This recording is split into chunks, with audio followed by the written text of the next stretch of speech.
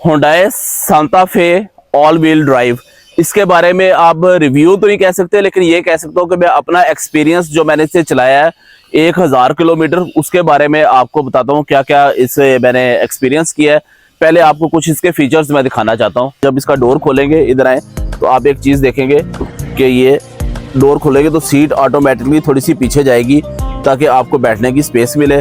और जैसे ही आप इसके अंदर बैठ जाएंगे और जैसे ही आप डोर क्लोज करेंगे तो ऑटोमेटिकली सीट अपनी उस जो आपने इसकी मेमोरी सेव की है वहां पे ये चली जाएगी। इसे आप स्टार्ट करेंगे यहाँ से, ये इसका स्टार्ट बटन है, यहाँ से स्टार्ट होगी। बड़ा ज़बरदस्त सा एक साउंड आता है इसका। और इसकी हैंड ब्रेक, मेरे बड़े प्यारे दोस्त हैं कामरान मजीद, मैं उसे इसकी वीडियो शेयर की और मैंने कहा कि उसने सबसे पहले अपनी ख्वाहिश का इजहार किया कि चौधरी जब मैंने लाहौर आना है मैंने ये गाड़ी चलानी है। मैंने कहा चलो एक कंडीशन है, मुझे बताओ कि इसकी हैंड ब्रेक किधर है। अगर हैंड ब्रेक बता दोगे किधर है तो फिर आप इसे चलाएंगे। तो अभी तक तो वो नहीं बता सका, लेकिन अब मैं आपको बता देता हूँ। ये इसकी हैंड ब्रेक है, यहाँ पे आप इसे ब्रेक को पुश करके ये दबाएंगे तो इसकी हैंड ब्रेक अनलॉक हो जाएगी और इसी तरह ये हैंड ब्रेक इसकी लग जाएगी यहाँ पे। इसका सारा कंट्रोल पैनल यहाँ पे दिया हुआ है। एसी का कंट्रोल है, रेयर एसी है, फ्रंट एसी है। और एसी का ये फंक्शन है कि आप यहाँ से ऑन करेंगे तो जो ड्राइवर साइड पे है उसका टेम्परेचर आप अलहदा से सेट कर सकते हैं और जो साथ वाला बंदा बैठा हुआ है वो अपना टेम्परेचर अलहदा से सेट कर सकता है। ये इसका डिस्प्ले, ये इसका सारा पैनल है। इसके अंदर कंट्रोल है, हीटेड सीट्स के बटन है, गियर, ये रिवर्स, ये ड्राइव मोड के अंदर न्यूट्रल और ये पार्किंग यहाँ पे दिया हुआ है। और यहाँ पे आपका जो टेरेन वगैरह है, ड्राइव मोड, स्पोर्ट मोड और स्मार्ट मोड, वो सारा यहाँ पे दिया हुआ है। उसके अलावा मल्टीमीडिया स्टीयरिंग है, यहाँ से आप डिफरेंट मोड्स के अंदर इसका जो डिस्प्ले है वो सारी चीज़ें आपको इसके डिस्प्ले पे मिल जाएगी। आपको जो भी इंफॉर्मेशन चाहिए यहाँ पे आ जाएगी। लाइक दिस के आपने देखा कि सिंस रीफ्यूलिंग के बाद इसका जो जो कंडीशन हुई है, कितनी चली है गाड़ी, कितना इसका फ्यूलिंग की कंजम्पशन हुई है, कितना टाइम चली है, वो इसके ऊपर इंफॉर्मेशन आ जाएगी। और ओवरऑल सारी जो इन्फॉर्मेशन है वो सारी आप इसके अंदर कंट्रोल कर सकते हैं। बड़ा ज़बरदस्त इसका कलर है।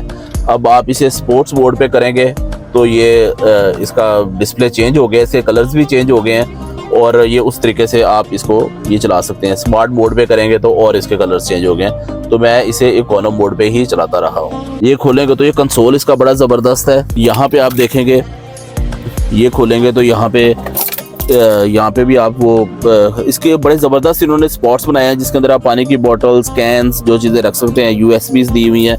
तो इसकी सीट्स को आगे करना है, पीछे करना है, सारी एडजस्टमेंट ये बटन्स के साथ यहाँ पे दी हुई है।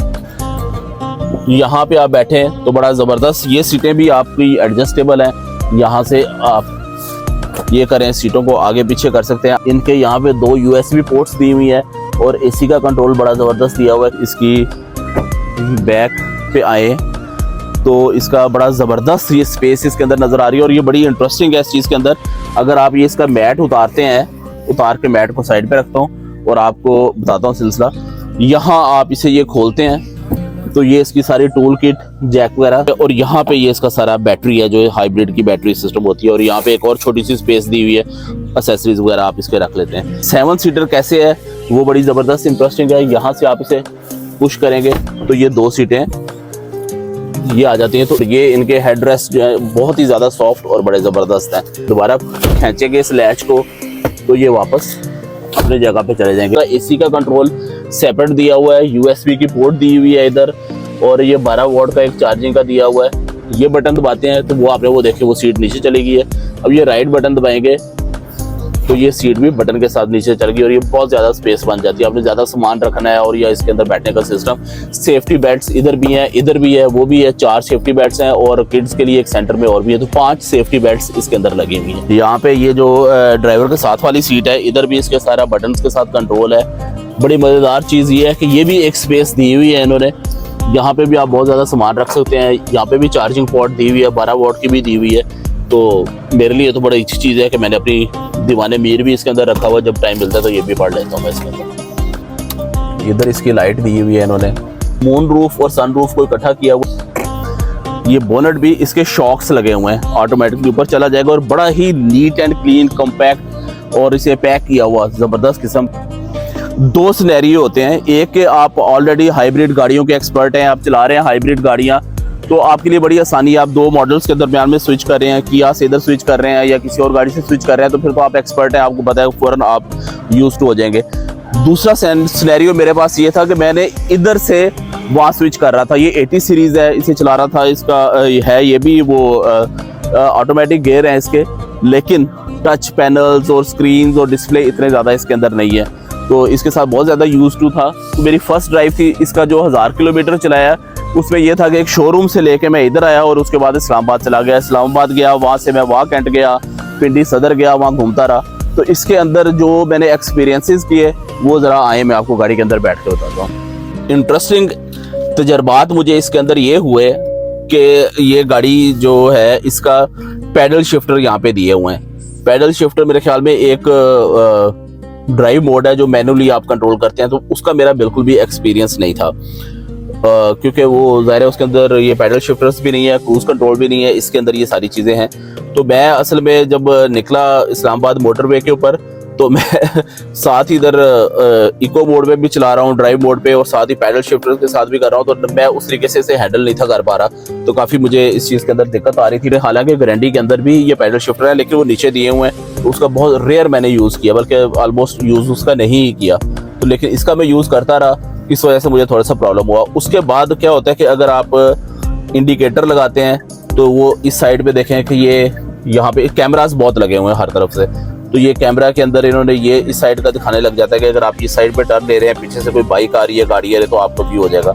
और अगर आप इस साइड का इंडिकेटर देते हैं तो वो यहाँ पे ये कैमरा आ जाता है, उस मिरर के नीचे लगा हुआ कैमरा, तो इस साइड का व्यू देना स्टार्ट कर देता है। तो अब जब आप ये चला रहे हैं तो सेंसर्स भी बहुत ज़्यादा लगे हुए हैं, कोई गाड़ी ओवरटेक कर रही है तो इसके अंदर अलार्म्स बजने लग जाते हैं, उनसे भी आपको कन्फ्यूजन होती है स्टार्टिंग में। तो जिन जिन जगहों पे गया हूँ आपको बताया, तो इसकी एवरेज जो आई है वो 16 पॉइंट समथिंग इसकी एवरेज आई है। अब अगर इसका साइज़ देखें तो एक तरफ ये मेरी 80 सीरीज़ खड़ी हुई है, एक तरफ ये सांता फे खड़ी हुई है, तो साइज़ आप ये कह सकते हैं कि 19-20 भी नहीं कह सकते, 19-25 कह सकते हैं, इसका साइज़ ज़्यादा बड़ा है। और डेफिनेटली जब ये गाड़ी चला रहे होते हैं तो आपको ये लग रहा होता है कि टैंक आप रोड पे चला रहे हैं। बाकी इसका बॉडी का जो है ना वो मैं आपको दिखाता हूँ। अगर आप इसकी बॉडी पे हिट करें तो ये आवाज़ है, और इधर करें तो इसमें सबसे ज़्यादा इंटरेस्टिंग चीज़ जो मुझे मज़ा कराती है कि इस गाड़ी के अंदर जब बैठा होता तो मुझे फिक्र नहीं होती कि मैंने इधर बचाना है, उधर बचाना है, या कोई अलार्म बजना है। ये रोड पे डालता हूँ तो फिर मेरे फिक्र होती है कि जिसने बचना है वो खुद ही इससे बचेगा और इसे मैं चलाऊंगा। इसके लिए मैं ये डरता रहा। वो थोड़ा सा कोई मोटरसाइकिल अगर यहाँ पे आता है तो वहाँ पे वो अलार्म बजना शुरू हो जाता है, वहाँ से कोई गाड़ी आती है तो अलार्म बजना हो, तो आप स्टार्टिंग में कंफ्यूज रहते हैं। अगर आप यूज टू हैं ये इनकी ईवी गाड़ियों के या हाइब्रिड गाड़ियों के, तो फिर तो आपके लिए कोई इशू नहीं है, आप बहुत जल्दी इसे पिकअप कर लेंगे और चला लेंगे। लेकिन अगर आप स्विच कर रहे हैं कोई इसी ऑटोमेटिक गाड़ी से जो हाइब्रिड नहीं है, तो फिर मेरी जो इसमें गुर की बात ये है कि आप इसे 1000 किलोमीटर अपने सिटी के अंदर चलाएं, विद इन सिटी चलाएं, इसके सारे फंक्शंस अंडरस्टैंड करें, सिस्टम अंडरस्टैंड करें, कहाँ से इसने किस बटन ने कौन सा काम करना है, डिस्प्ले को अंडरस्टैंड करें, इसकी फ्यूल और वो सारी चीज़ों को अंडरस्टैंड करें, और उसके बाद आप इसे लॉन्ग रूट पे लेके जाएं। डोर साउंड्स बड़े ज़बरदस्त हैं इसके।